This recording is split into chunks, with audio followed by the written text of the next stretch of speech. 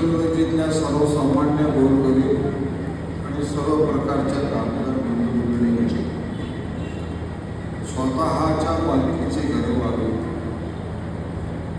अशा पद्धतीचा विचार गेल्या कित्येक वर्षापासून आपल्यातले काही लोक चर्चा करतात. त्या दृष्टीने जाहिराती देत नाही, प्रसिद्धी होते, पण प्रत्यक्षात घरं उभी राहिली नाही. अशा पद्धतीच्या गोरगरिबांची वेगवेगळ्या उद्योग व्यवसायामध्ये काम करणाऱ्या कामगारांची या सगळ्यांची स्वतःच्या घरकुलाचे स्वप्न साकार व्हावं यासाठी आजचा हा कार्यक्रम या ठिकाणी आयोजित केलेला आहे. पंतप्रधान आवास योजना या योजनेच्या अंतर्गत ही घरं बांधून तुम्हाला किफायतशीर कसं होते ते बघायच्या संबंधीचा आज या ठिकाणी हे नियोजन आहे.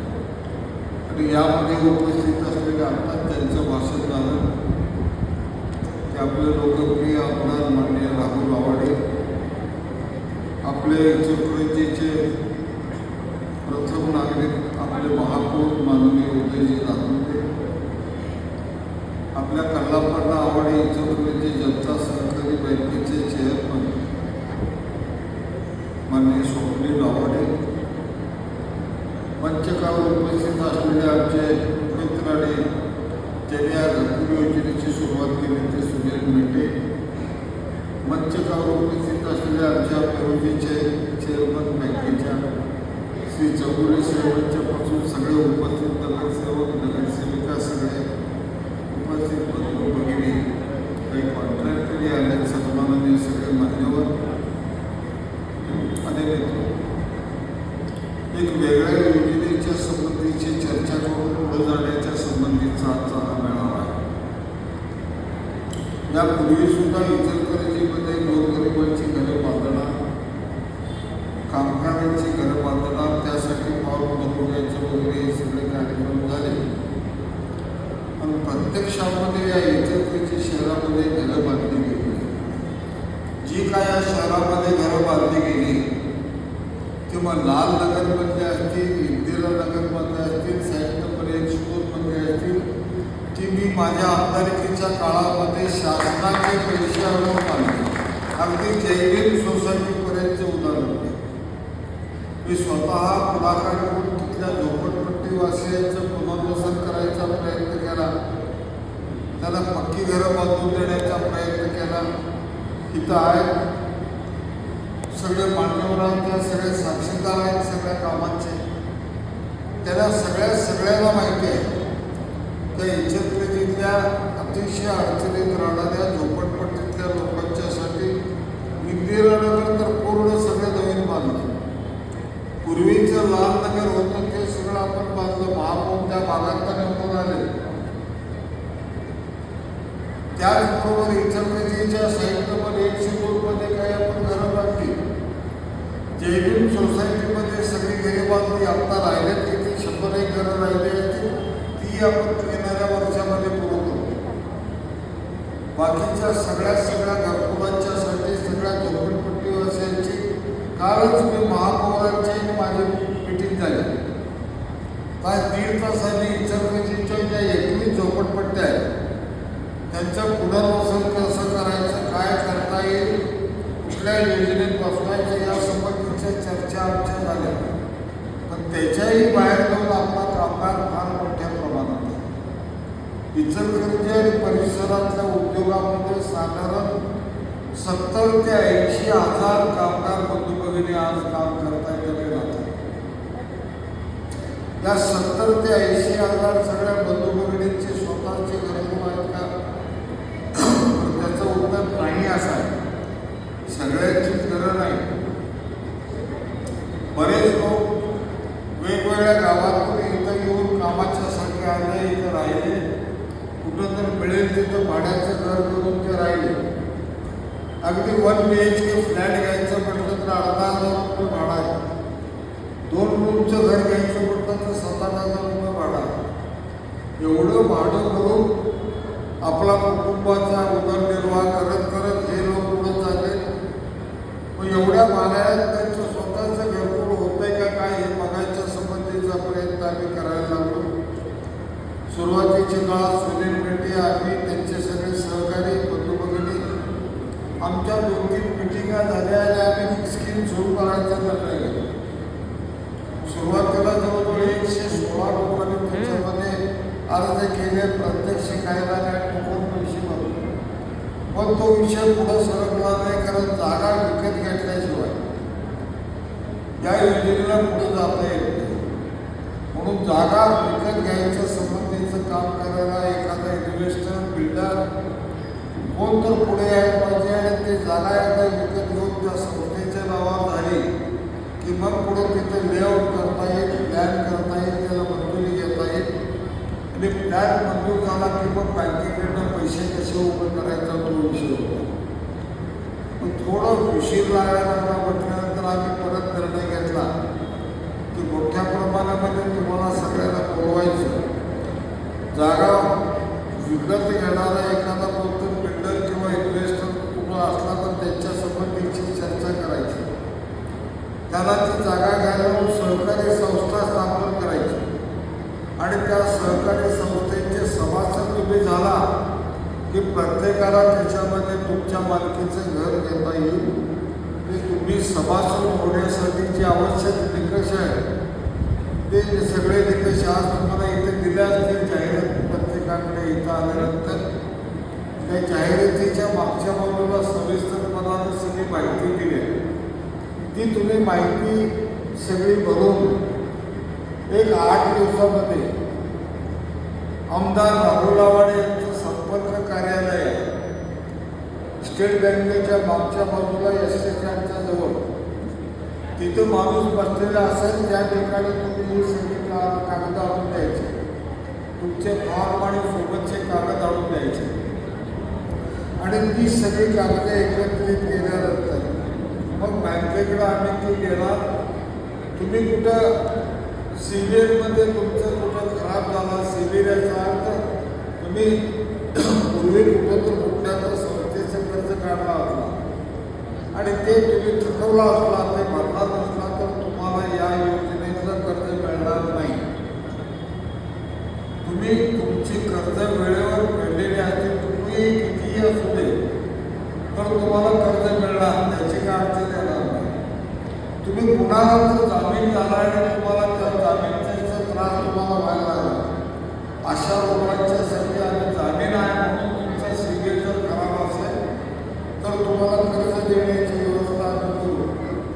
पण व्यक्तिगत तुमच्या नावावर कर्ज असेल आणि ते थकबाकीत असेल कुठल्याही संस्थेत, ते तुमच्या पॅन नंबरवरून किंवा बँकेच्या CBL नंबरवरून आपल्याला ते काढता येतं.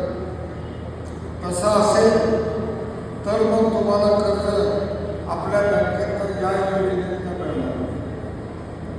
एकूणच या योजनेमध्ये कोण बाकीचे काही निकष नाही, तुमचा प्रामाणिकपणा हा निकष आहे. तुम्ही तुमचे हप्ते व्यवस्थित भरायला पाहिजे हे बंधन आहे. बाकीचे काही अडचणी नाही. 1 लाख रुपये भरले की 8 लाख रुपये आपले बँक कल्लापांना आवडे चक्रीची जनता सहकारी बँक तुम्हाला कर्ज देणार आहे. ही बँक या गावात जन्माला आली आहे. एक साध्या विशिष्ट कल्लापांना आवडे चक्रीची जनता बँकेचा जन्म झाला आणि सुरुवात या बँकेचं तळागाळातल्या गोरगरीब माणसाला मुक्त करायचं काम या बँकेला केलं. अगदी पूर्वी बैलगाड्यावर, त्याच्या आधी लोक मुखीवर विमान येत होती, बाचकी नेत होती, त्यावेळी बैलगाड्या सुद्धा नव्हत्या. त्या हमाल लोकांना बैलगाड्या घ्यायसाठी पहिल्यांदा बँकेने करून दिलं. त्याला त्यांच्या मुखीवरचं वजन कमी केलं, त्याला बैलगाड्या दिल्या. जे छोटे छोटे रस्त्याच्या कडेला बसत होते, वेगवेगळ्या उद्योग व्यवसाय केलो, त्याला दुकाने घ्यायसाठी पैसे दिले, त्यांची दुकानं केली. इचलकरंजीच्या कामगारांना यंत्रणा घालायला पैसे दिले, त्या साध्या रोडचे ॲटोमायझेशन करताना पैसे दिले. त्यावेळेच्या सिडको असेल, रोटी पी असेल, या सगळ्या लोकांना रोटी सी करायला पैसे दिले आणि त्या रोटी सीवरनं शटर रेस्टरूम, रेल्वे रूम असेल, एअरवेज असेल, या सगळ्या आधुनिकीकरणाला महिलांना ताकद देणारी बँक, महिलांना आर्थिक मदत करणारी बँक कुठली असेल तर ती की आपली कल्लाप्पांना आवडेल केली जात असेल. त्या बँकेमुळे आज गाव मोठं झालंय. गारमेंट इंडस्ट्रीचा आज 20-22,000 महिला माझ्या नातामध्ये काम करतात. त्यांना फळ द्यायचं काम, त्यांच्या बचत गट जोडायचं काम आपल्या बँकेने केलं. त्या बचत गटाला लागणारा निधी दिला, पैसे दिले, त्याला स्वतःच्या पायावर उभं करायचा प्रयत्न केला. त्यातनं मग हे वाढत गेलं. आता इथं वैशाली आव्हाड आहे, 17 भारतीच्या महाराष्ट्राच्या महिला अध्यक्ष आहे.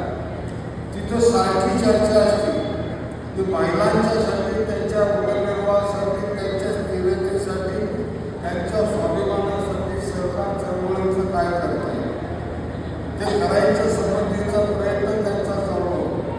पण माझं म्हणणं हे सगळं करायचं असेल तर त्यांचा पाया त्यांना त्या गावामध्ये स्वतःचं घर घेऊन त्या गावाचे नागरिक हक्कानं आम्ही या गावात राहतो हे सांगायची जागा नाही. जोपर्यंत स्वतःचं घर होते तोपर्यंत त्या गावाचे अटॅचमेंट आहे. इथला मी आहे हा माणूस सांगत नाही. कुठनं तर येऊन इथं भाड्याला राहिला तर गाव विचारल्यानंतर मूळ गावात सांगता येते, इचलकरंजी सांगतात. पण इथे एकदा 1 BHK फ्लॅट जरी झाला तरी मी इचलकरंजीचा आहे म्हणून सांगायला लागतात.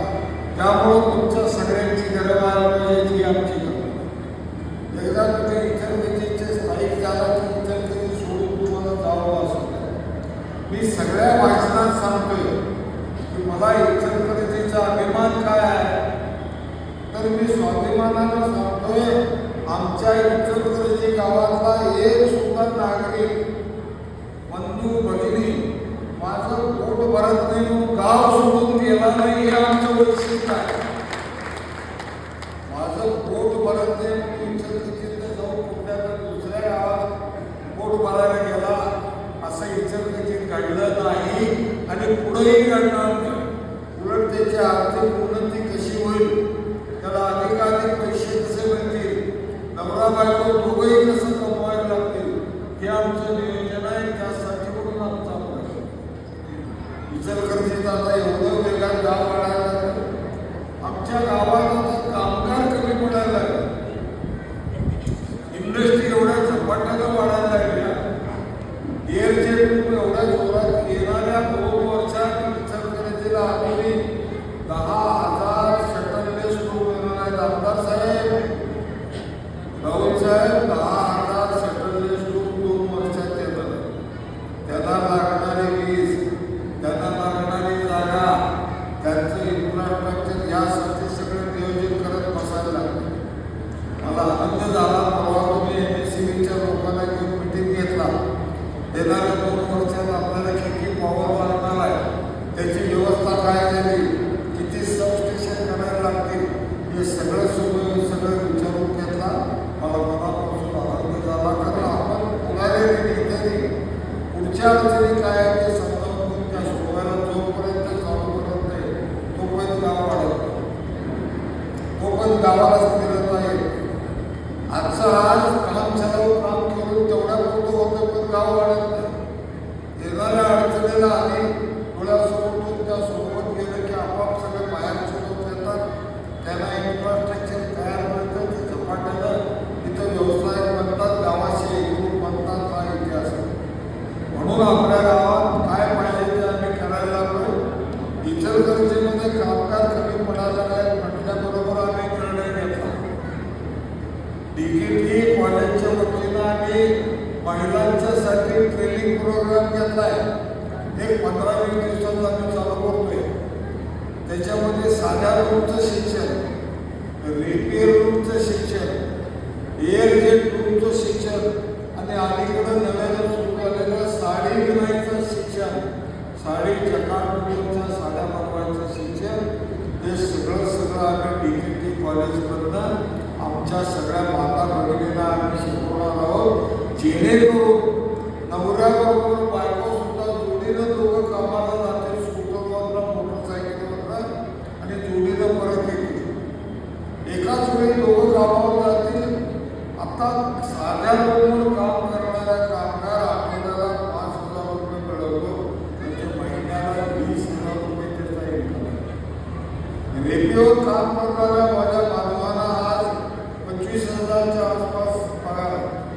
आणि हे त्यांच्यावर काम करणाऱ्या कामगाराला साधारण 28 ते 30,000 रुपये महिन्याला पगार.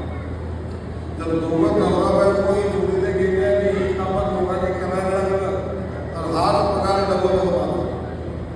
साड्या काढणाऱ्या महिलांचं उत्पन्न महिन्याला 50,000 रुपये. या सगळ्या पद्धतीनं गावाला पुढे घेऊन जायच्या संबंधीचा प्रयत्न आमचा आहे. या सगळ्या गावाला पुढे घेऊन जात असताना सगळ्यात मोठी अडचण त्यांचं स्वतःचं घर असल्याशिवाय तो इथं परमनंट राहणार नाही हे त्याचं उत्तर आहे. आणि म्हणून तुम्हा सगळ्यांची घरं व्हायला पाहिजे हा आमचा प्रयत्न. मी काही झाकून ठेवत तुम्ही इथं स्थायिक व्हायला पाहिजे, इथले व्हायला पाहिजे, इथं तिथेचं व्हायला पाहिजे, इथल्या मातीशी इथल्या उद्योगाशी समरस व्हायला पाहिजे. त्यामध्ये तुमचं कष्ट पाहिजे, त्यामध्ये तुमचं श्रम पाहिजे. तरच तुम्ही स्वतःची उन्नती करून घेणार आहे, कुटुंबाची उन्नती होणार आहे, मुलामुलांचं कल्याण होणार आहे. आता प्रत्येक आईवडिलांना वाटतं मला मुलगा चांगल्या चांगल्या शाळेत आहे. मी आम्हाने केली, माझ्या मुलांना आम्हाने करायचं. मी काय पडेल ते काम केलं माझ्या मुलांना नाही. माझ्या मुलांना चांगलं शिक्षण देऊन त्याचं करिअर त्यानं करायला पाहिजे, त्याचं भविष्य उज्ज्वल व्हायला पाहिजे. ही कल्पना ही अपेक्षा प्रत्येक माता पिताच्या आज समाजामध्ये आपण पाहतो आणि त्यासाठी काहीही करायची तयारी. परवा आपण 2 दिवसांपूर्वी झालेल्या पश्चिम बंगालच्या निवडणुकीमध्ये नरेंद्र मोदी साहेबांनी भांडी घालणाऱ्या एका भगिनीला तिकीट दिलं. त्या निवडून आमदार झाल्या. अशा पद्धतीचा एक वेगळा दृष्टिकोन महिलांच्यासाठी साकारला जातो. महिला कुठल्याही कसल्याही कष्ट काम करत असली तर त्याला कमीपणा मानून द्यायचं नाही. पुरुषांनी सुद्धा आणि महिलांनी सुद्धा काम हे काम आहे आणि ते प्रामाणिकपणानं चांगलंच करायचं. ही जर मनात घेऊन गेली तर 100% उद्योगशील विकास आपला झाल्याशिवाय. आणि म्हणून ते करायसाठी हे तुमचं घर पाहिजे असं माझ्या मनात कितीतरी वर्षात. पण मी म्हटलं आधी जाहिराती बऱ्याच लोकांनी काढल्यात, काय काय होते बघून त्यांची गरज तयार करतात. कोण बांधतंय का काय नुसत्या जाहिराती चालू आहे. बऱ्याच लोकांनी या जाहिराती केल्या, पॉम्पलेट वाटले, हॉल बनवून घेतले, पण कुणीही घर बांधायला पुढं आलं नाही. एवढं सोपं नाही घर बांधून लोकांना द्यायचं आणि तेही गोरगरिबांना कमी किंमत द्यायचं. एवढं सोपं काम नाही. म्हणून तर ते प्रकाशनानं करायचं ठरवलं. अवघड काम, कारण अवघड काम करायची सवय झाला. न होणारं काम कसं करून दाखवायची ही चिंता असते. आणि मग गोरगरिबांची घरं कशी होत नाही बघूया म्हटलं. आणि मग या कामाच्या मध्ये आम्ही पुढाकार घेतला. सुनील आम्ही सुरुवात केली. आता त्याला व्याप्ती द्यायचं, मोठं हे करायचं. माझी कल्पना आहे इचलकरंजी आणि परिसरामध्ये साधारण 2,500 ते 3,000 घरं येणाऱ्या 2-4 वर्षामध्ये बांधायच्या संबंधीची. त्यातल्या पहिल्या टप्प्यामध्ये सांगली रस्त्याला जिथं शरद कॉलेजकडनं टाकवले रोडवर रस्ता जातो त्या रस्त्यावर तिथं पुढं अंतर गेल्यानंतर उजव्या बाजूला तिथं या घरकुलाचा पहिला टप्पा 432 घराचा होणार. त्याच्या संबंधीचं कसं होणार, काय होणार ते फिरून दाखवणार आहे तुम्हाला. माझं भाषण झालं की तुम्हाला ते घरकुलं कशी असणार आहे, त्याचा प्लॅन काय आहे सगळं दाखवणार. हे घर 350 फुटाचं असणार आहे. 350 फूट म्हणजे आतल्या 350 फूट भिंती सोडून जे रूम साईज आहे ते मोजलं तर 350, ज्याला कार्पेट एरिया म्हणतात. तो कार्पेट एरिया 350 फुटात 323 ते 325 दरम्यान होता. 323 ते 325 दरम्यान त्याचा आतला कार्पेट एरिया असणार आहे. आणि त्या घराची किंमत स्वप्नील आव्हाडांनी जाहीर केलेल्याप्रमाणे ती 9 लाख रुपये त्यांनी जाहीर केल्यानंतर आता काही ते बदलता येत नाही. आता ते 9 लाखाने त्यांनी जाहीर केल्यात ते 9 लाख. पण त्याच्या व्यतिरिक्त तुमची 8 लाखाची बँकेतली कर्ज तुमच्या नावावर पडायला लागली. त्या बांधकामाला पैसे कॉन्ट्रॅक्टरला द्यायला घेऊन झाले की तुमच्या हातात चावी पडूपर्यंत 1 वर्ष जाणार. त्या 1 वर्षाचं साधारण मी व्याज काढणार 50,000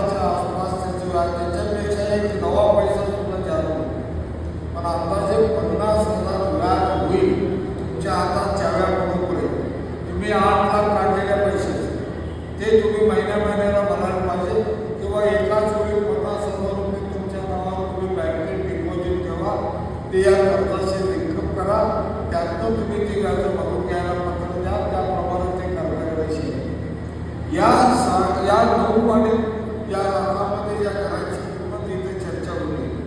त्याच्यामध्ये 2.5 लाख 2,50,000 रुपये पंतप्रधान आवास योजनेतनं अनुदान आहे, तुम्हाला ग्रँट आहे, सवलत आहे. 2.5 लाख पैकी 1.5 लाख रुपये सन्माननीय पंतप्रधान मोदी साहेबांच्या केंद्र सरकारकडे आणि 1 लाख रुपये देवाभाऊ जे आमचे महाराष्ट्राचे सन्माननीय मुख्यमंत्री आहेत त्या आमच्या महाराष्ट्र शासनाकडनं 1 लाख अशा 2.5 लाख रुपये आपल्याला सबसिडी येणार आहे. ती तुमच्या कर्जात डायरेक्ट जमा होणार आहे आणि ते जमा झाल्यानंतर स्वप्नीलनी बँकेचे चेअरमन म्हणून सांगितलं, त्याने 7 लाख रुपये 7,000 रुपये तुमचा हप्ता बसेल म्हणून ते 2.5 लाख रुपये जमा झाले की हप्ता कमी होणार आहे, तेवढा कमी करायला लागणार आहे. काय करायचं का पिरियड हप्ता तोच घ्या, हप्ता कमी करा. ते 20 वर्षाच्या 15 वर्षात कर्ज फेडून घ्या. काय पण ते त्या जमा झाले की त्यांच्यावरचा लोड कमी करा. मी आता आणखी एक योजना आहे शासनाची. तुमच्यातले कोण बांधकाम कामगार असतील तर त्या बांधकाम कामगारांना या 2.5 लाखाच्या व्यतिरिक्त त्याला 2 लाख रुपये बांधकाम कामगारांना घरकुलासाठी अतिरिक्त सबसिडी आहे, ती पण तुम्हाला मिळून देणार आहे. म्हणजे 4.5 लाख रुपये सबसिडी तुम्हाला मिळणार. 2 लाख रुपये अतिरिक्त सबसिडी बांधकाम कामगार म्हणून आणि 2.5 लाख रुपये पंतप्रधान आवास योजनेतून केंद्र सरकार आणि राज्य सरकार असं 4.5 लाख रुपये तुम्हाला सबसिडी मिळाली की तुमचं कर्ज अर्ध्यावर. हे 20 वर्षाचं सांगताय ते 10 वर्षात होईल, नाही तर तुमचा 7,000चा हप्ता 3,500 रुपये काय तर होईल एक पण होईल नक्की. कारण सबसिडी आपल्याला राहुल आवाडे आहे तिथं आमदार, राहुल आवाडे म्हणजे कार्यसम्राट आमदार म्हणून त्याची गाडी आहे आणि गोरगरिबांच्यासाठी पळायलाच लागेल. सगळ्यात पहिले तरी सबसिडी आपण द्यायला लागेल आणि इथं एक उत्कृष्ट अशा पद्धतीचे घरकुल योजनेचं गोरगरिबांची गरज साकार झाले ते दाखवून द्यायला लागेल. महापौर आहे, तुम्ही ठराव करा इचलकरंजी एक्सपोर्ट फॅसिलिटेड सेंटर म्हणून इचलकरंजीला गव्हर्नमेंट ऑफ इंडियानं मान्यता दिली. केंद्र सरकारनं भारत सरकारनं आपल्या इचलकरंजीला भविष्यातलं सगळ्यात जास्त एक्सपोर्ट होणारं गाव म्हणून आपल्या इचलकरंजीला सिलेक्ट केलं. तसा GR म्हणून ते जाहीर केलं. आता एक्सपोर्टसाठी लागणाऱ्या सगळ्या सुविधा आपल्या इचलकरंजीला द्यायला लागणार आहेत. त्यात महापालिका कमी पडू नका, तुम्ही पुढाकार घ्या. इथं लागणार आहे आपल्याला मोठ्या प्रमाणात ट्रक इचलकरंजीला ट्रान्सपोर्टसाठी स्वतंत्र झोन तयार करा. कुठं तर मोठ्या गाड्या बाहेर थांबून गावात वर्दळ मोठ्या वाहनांची कमी करा. या सगळ्यांना इचलकरंजी मोठी करायचं आहे, इचलकरंजीला बळ द्यायचं आहे. इचलकरंजीची आर्थिक ताकद माझ्या माता भगिनींची आर्थिक ताकद फार मोठं काम आहे. याच्याशिवाय मी सन्माननीय मुख्यमंत्र्यांना एक सांगणं घालणार आहे, त्यात तुमची मदत लागणार आहे. मुख्यमंत्र्यांची तुम्ही लाडकी आहे असं सगळेजण म्हणतात, मी सुद्धा म्हणतो. पण आता या लाडकेपणाचा उपयोग करून या इचलकरंजीच्या घरकुल योजनेमध्ये सहभागी झालेल्या पंतप्रधान आवास योजनेमध्ये जो कोण घरकुल घेणारा गोरगरीब आमचा नागरिक बंधू वगैरे असेल किंवा कुठल्याही व्यवसायातला कामगार असेल, त्याला अतिरिक्त वस्त्रोद्योगातलं इचलकरंजी हे फॅसिलिटेड सेंटर झाल्यामुळं अतिरिक्त 1 लाख रुपये सबसिडी राज्य सरकारने द्यावी अशा पद्धतीचा ठराव आज करा. या मिळाल्या फॅसिलिटीला 1 लाख आता गेल्या तुम्ही माझ्यापेक्षा पुढं आहे महापालिका. अभिनंदन महापौर सगळ्या ते केला असेल तर त्या ठरावाला नक्की रूप देण्याचं काम राहुल करतील, मीही माझ्या परीने प्रयत्न करेन. आणि बँक ही अजूनही काय सवलत देता येते काय बघेल. बाकी लोक केल्यावर कोणाचा सोडायचं मी कायम सांगतोय दोन्ही गुरु भारी आहेत राजकारणात आणि बाकीच्या अनेक बँकिंगमध्ये. ते दोघांनी आपापलं भारी पण वापरावं आणि दुसरं काय काम असतं. सार्वजनिक जीवनामध्ये सगळ्यात मोठं काम जर काय असेल आपल्यामुळं समोरच्या माणसाला आनंद मिळेल एवढं बघत राहणं. त्याला काळीचंही आपल्याकडे दुःख होता कामा नये, त्याचं मन दुखवता कामा नये. त्याला कायम आनंद मिळाला पाहिजे, त्याला सुख मिळालं पाहिजे, शांती मिळाली पाहिजे, त्याची आर्थिक उन्नती होईल. आपल्यामुळं कोण दुखू नये हे बघत राहायचं काम आपला ते काम करत राहूया. फार मोठं काम आहे. एखाद्याचं स्वतःचं घरकुल बांधायला त्याचं स्वप्न साकार करायला मदत करणं त्याच्यावर आनंदाचं दुसरं कुठलंही काम नाही. आणि ते काम करायसाठी तुम्ही सगळे एकत्रितपणानं करताय. तिथं बघणारे ऐकणारे सगळे साक्षीदार आहे. ज्याला कुणाला घर घ्यायचं आहे त्याचं पहिलं घर असता कामा नये. महाराजांचा धोरण आहे माझं. ह्या झोपडपट्टीत आहे परत एक भाग बघतोय तिथे भाडे करून ठेवून चालत नाही. कुठेही तुमचं घर असता कामा नये ही गरज आहे. त्या फॉर्मच्या मागे जे काही लिहून दिले ते सगळं फॉर्म करून दिला की त्याची स्पष्टता होणार आहे, क्लिअर होणार आहे. पण त्याला गरज नाही. त्या सगळ्यांचे सगळे घरकुल करून देण्याचा माझा प्रामाणिक.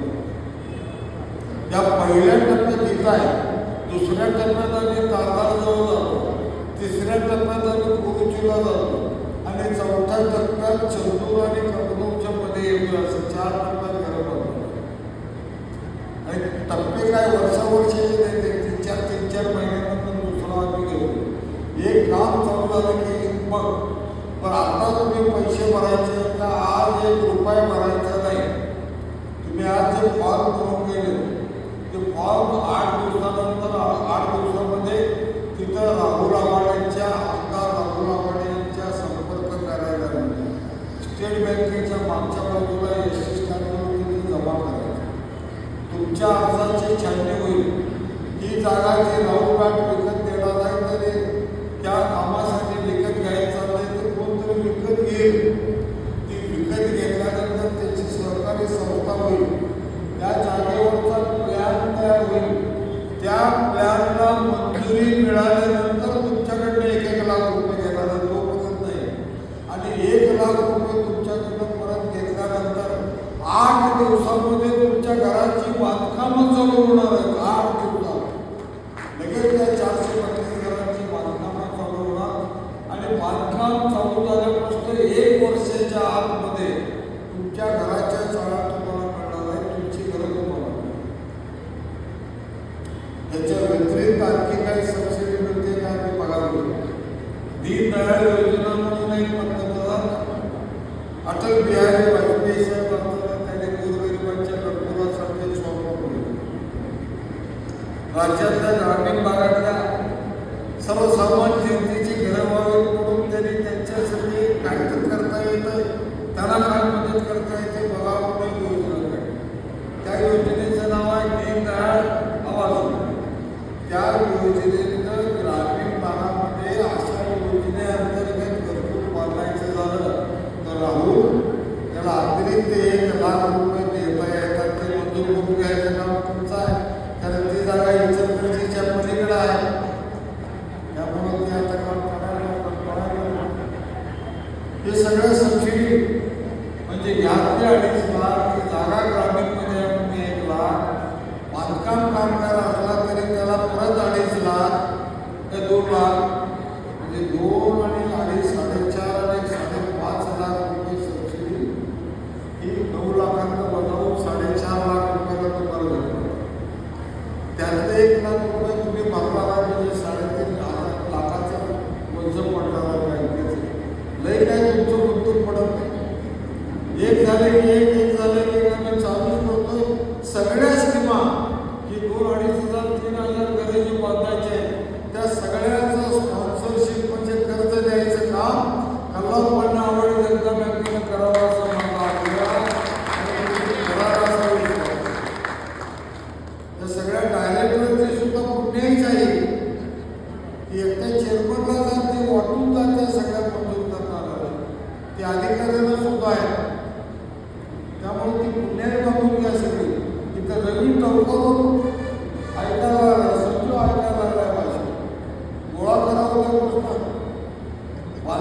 कामगारांना प्लंबर पासून सुतारापासून बांधकामाच्या हाताखाली गवण्याच्या हाताखाली काम करणाऱ्या कामगारांकडे सगळे त्या देत आहेत.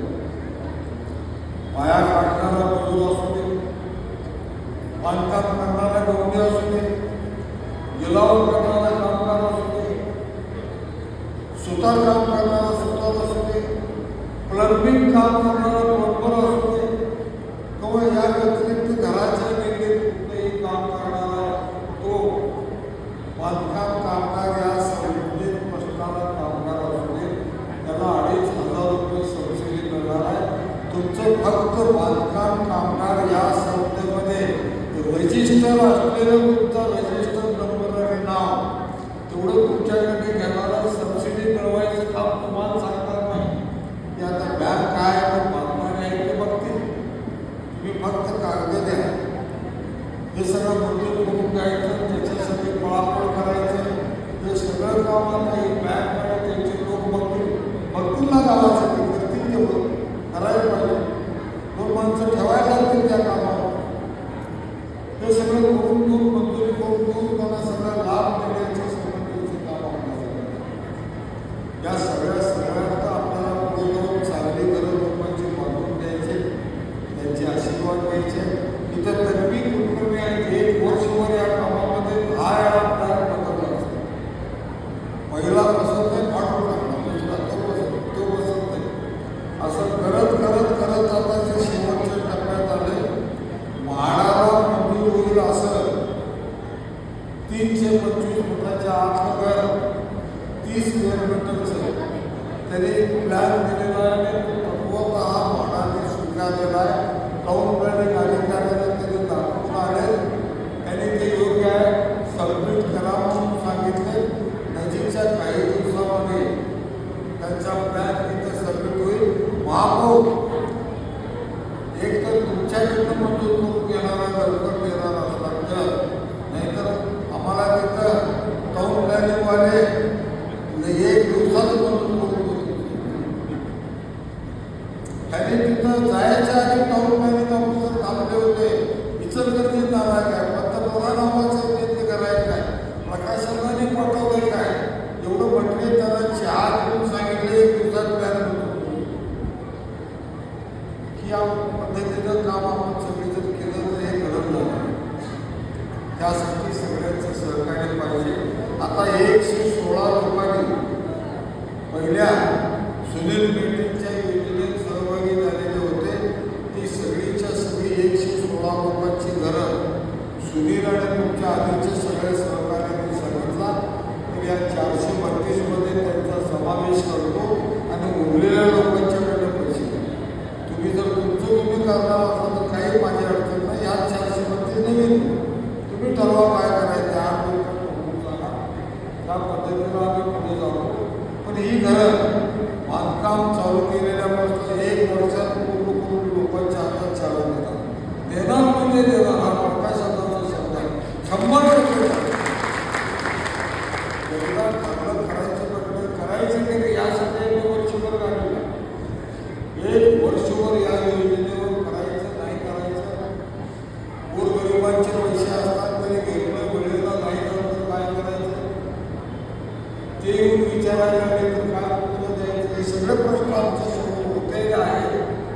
म्हणून आम्ही कॉन्ट्रॅक्ट असा करणार आहे जो 1 वर्षात जो या जागा घ्यायला पैसे देईल, जो हे जागा घेऊन सोसायटी फॉर्म करेल तुमच्या सगळ्यांची आणि त्या सोसायटीकडे ती जागा हस्तांतर करून सोसायटीचे डायरेक्ट तुमच्या खात्यात सगळा लाभ जेव्हा सबसिडी डायरेक्ट तुमच्या खात्यात जमा होतील अशी ही योजना आम्ही तयार केली. या योजनेच्या संबंधी कुणाला काहीही शंका असल्या, काहीही अडचणी असल्या तर तुम्ही जरूर विचारू शकता. बँकेनं पैसे 8% व्याजानं वर्षाला 5% महिन्याला पैसे देऊन विशेषत खाजगी सावकारांकडून पैसे घेताना तुम्ही बघताय. बँकेनं वर्षाला 8% दराला पैसे, साध्या उद्योगाला साध्या कारखानदाराला आज बँक 13% दराला पैसे उद्योग व्यवसाय 13% दराला वर्षाला पैसे देते.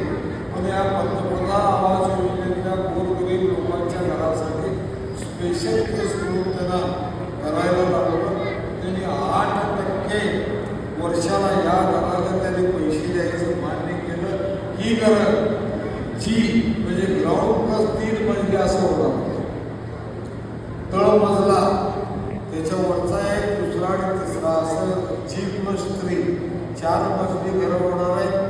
चिठ्ठ्या टाकून कुणाला कुठला नंबर मिळेल त्या घरात करायला आहे. हे फोटो बघून नाही, तो माझा या तुझा या ओळखीचा मिळखीचा काय नाही, तुमच्या सगळ्या सभासदांना एकत्रित करून सगळ्याला मिळून चिठ्ठ्या काढायच्या. जो नंबर येईल ते त्याला त्या नंबरचा फ्लॅट असं त्याच्यावर नंबर करूया. आणि या 3 मजल्याच्या फ्लॅटला लिफ्ट आहे, तिसऱ्या मजल्यापर्यंत जायला लिफ्टची नियोजन केली. लिफ्टनं वर जायचं, खाली यायचं, अशा पद्धतीचा वडीलधाऱ्या लोकांना लिफ्टची व्यवस्था केली. जिना तर आहे, पण त्याच्याशिवाय लिफ्टची अतिरिक्त व्यवस्था देऊन ही घरं बांधायचं नाही. फार चांगलं आमच्यापर्यंत जे चांगलं करता येईल ते केलं. तुम्ही आता प्रेझेंटेशन आता इथं दाखवणार ते बघा, त्यात तुम्हाला घरं घ्यावंच वाटतील. आपल्याला हे योग्य वाटतंय त्यांनी मग या योजनेचा फॉर्म करून आणून द्या. त्यांना बोलवून प्रत्यक्ष त्यांच्याशी चर्चा करून तुम्हाला चेक कधी द्यायचा हे सांगितलं जाईल. आम्ही पैसे रोखीनं, एक रवा पैसा रोखीनं कुणाकडनं घ्यायचं नाही अशी सक्त ताकीद पाहिजे सगळ्यांना. कुणाकडनंही रोखीनं पैसे घ्यायचे, तुमच्याकडनं 1 लाख रुपये घ्यायचे ते चेक नाही घेणार आम्ही. आणि जी नियोजित संस्था आहे त्या नावाचा चेक तुमच्याकडनं घेणार, त्या संस्थेत जमा करणार. अशा पद्धतीची योजना आम्ही करणार. त्यामुळे यात काय सगळं अतिशय पारदर्शी व्यवहार आहे. कुठला आत एक बाहेर एक खाल्लं एक वरलं असली काय भांडगड्यात ठेवलीच नाही, ठेवायचं नाही याचा माझं लक्ष आहे. कटाक्षाने मी बघणारा हे चांगलं कसं होईल, कारण ही सुरुवात झाली. तुम्हाला 2,500 घरं बांधायचे. त्यातला पहिला टप्पा श्री गणेशाचा पहिला श्री अतिशय चांगल्या पद्धतीने यशस्वी करून दाखवायचा आपल्याला. त्यासाठी म्हणून आपण सगळे जबाबदारीने ही योजना करावी. माझी तुम्हाला विनंती आहे, या जो कोण लाभार्थी येईल 100% त्याला आनंद झाल्याशिवाय राहणार नाही. अशी चांगली घरं बांधायचं, चांगल्या मटेरियलमध्ये बांधायचं, अतिशय उत्कृष्टपणाने त्याचं नियोजन आहे. त्याचं बाहेरचं तुम्हाला संडास बाथरूम त्यात आहे. एक लिव्हिंग रूम आहे, लिव्हिंग रूममध्ये आल्याबरोबर बाहेरचे लोक बसायची खुले असते बाहेर, त्याला लिव्हिंग रूम म्हणतात. ते लिव्हिंग रूम आहे. एक स्वतंत्र किचन आहे, एक स्वतंत्र बेडरूम आहे, संडास स्वतंत्र आहे आणि बाथरूम स्वतंत्र आहे. कॉमन नाही, स्वतंत्र संडास आणि स्वतंत्र बाथरूम. अशा पद्धतीची या घराची रचना सर्वांची केली आहे. त्याप्रमाणे आता इथं तुम्हाला सगळे त्याचं या स्क्रीनवर प्रेझेंटेशन दाखवतील, ते बघून मग हा कार्यक्रम संपणार आहे. त्याच्यानंतर तुम्ही फॉर्म भरून द्यायचे आहे आणि मग पुढचं तुमचे त्या तुम्ही वगैरे घेऊन पैसे किती भरायचे सांगायचे. हे 432 पैकी 116 फ्लॅट गेलेच असताना उरलेले फ्लॅट तेवढेच राहिलेले आहेत. First in first. कारण या योजनेमध्ये जो कोण पहिल्यांदा येऊन काम नोंदवेल त्याचं कन्फर्मेशन होईल. जो बँकेत शाखा जिथं आपल्या जवळ असेल त्याचं खातं उघडेल आणि या पंतप्रधान आवास योजनेमध्ये मी घर घेणार आहे अशा पद्धतीचा त्याचं कर्जाच्या अर्जाची पूर्तता करून घेईल. त्याला पहिलं नंबर अशा पद्धतीचं त्याचा नंबर आहे. त्यामुळे ज्याला कोणाला घ्यायचं त्यांनी आपापले कागदपत्र तयार करून इतर आणि काय मिळते काय मी बघतो, मिळाला तर घेतो, ते तुमच्यापर्यंत आणून देतो. मला आता जे काय मिळणं शक्य आहे तेवढं सांगितलं.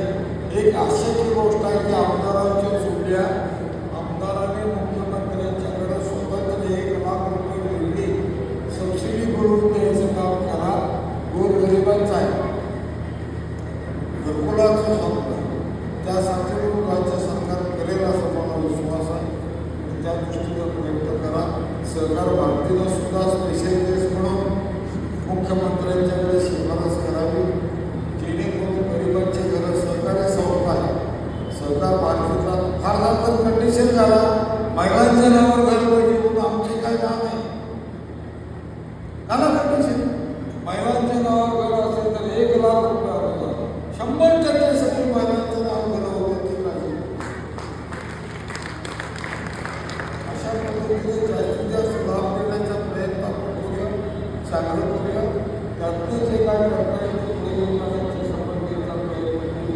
एवढीच अपेक्षा करतो. या योजनेचा लाभ सगळ्यांनी घ्या. ज्याला कामगारांच्या पुरतं मर्यादित नाही, सर्वसामान्य नागरिकाला सुद्धा हे लागू आहे. फक्त त्याचं स्वतःचं आधीचं घर नसायला पाहिजे ही कंडिशन.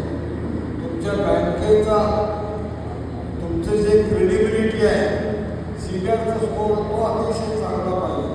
हा दोनच क्रायटेरिया आहेत महत्त्वाचे आहेत. बाकी सगळं सोपं आहे. ते सगळं करून घेऊया.